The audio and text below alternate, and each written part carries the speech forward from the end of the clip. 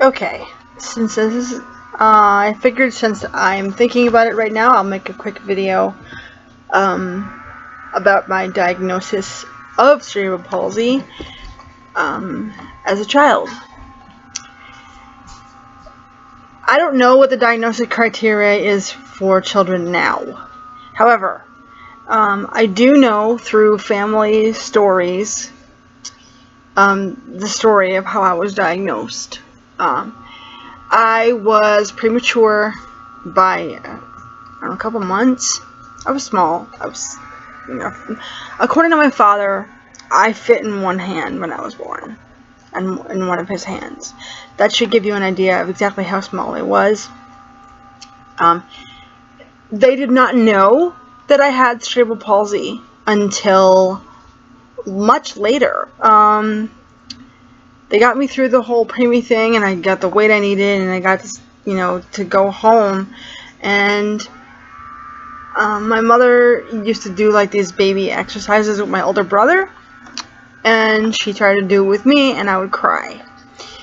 And that prompted her to be kind of concerned. She was, I didn't cry. I cried at that. But according to my father, now this is all, of course, secondhand testimony. I don't know. I don't remember any of this, but this is what my parents told me. As a baby, I did not cry.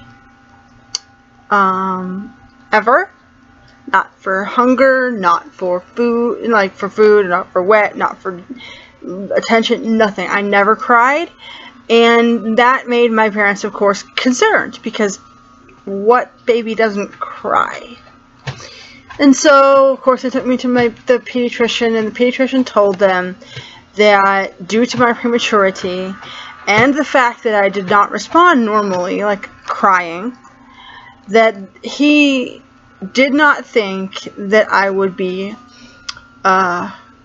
normal, and that he did not think that I would function normally, and that my parents should be prepared for the fact that I might not ever be independent.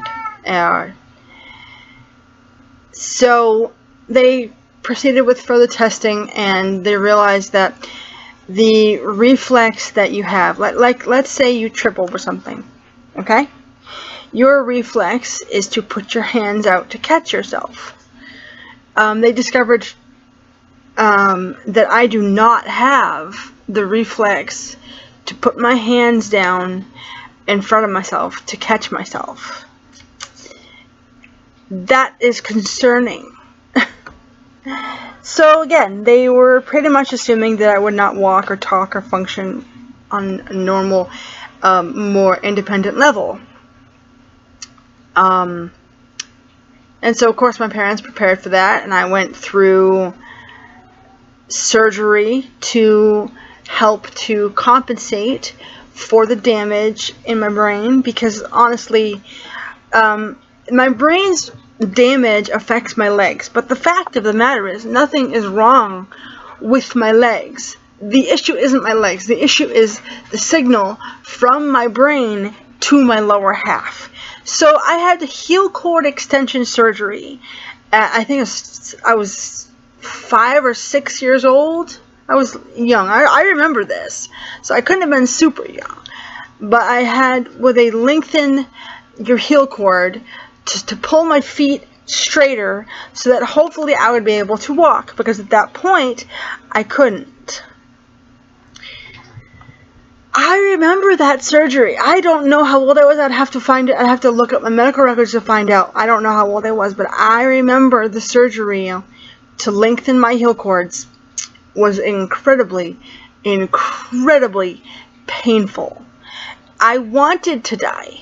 I remember, honest to God, laying in that bed feeling like I wanted somebody to just put me out of my misery because it hurt so bad.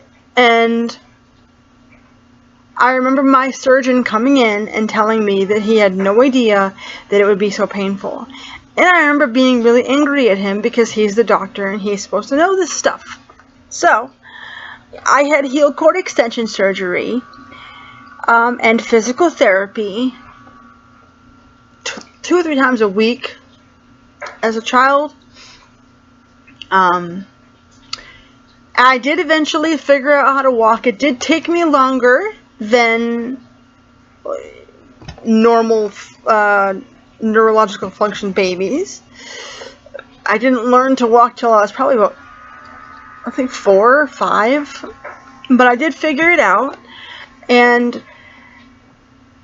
pretty much the diagnosis shifted as I grew, because it changes as you grow. Like I said, they didn't think I would walk or talk or function normally, and I do all those things with some sort of modifications to some things. So that's how I was diagnosed. I don't know what the diagnosis criteria is now for children with cerebral palsy, so I can't really answer that. All I know was what it was back in the 80s when I was born.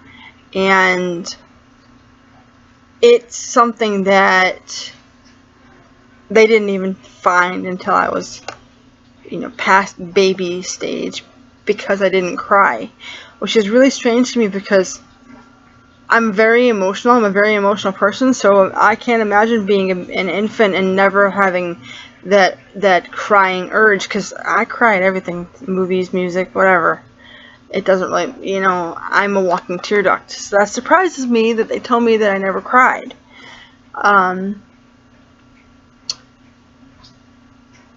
Like I said, I went through physical therapy, and I had surgery, and there was also some sort of out of the box methods of treating my cerebral palsy, which I'll go into in another video, because there's a whole bunch of things I did to sort of compensate, and I think that would be a separate video. Would be best for people who are looking for things that will help their children, because I learned a lot through growing up with it and having to modify things around me to make it easier to be able to do the things that I wanted to do with my cousins of the same age and my brothers, that kind of thing.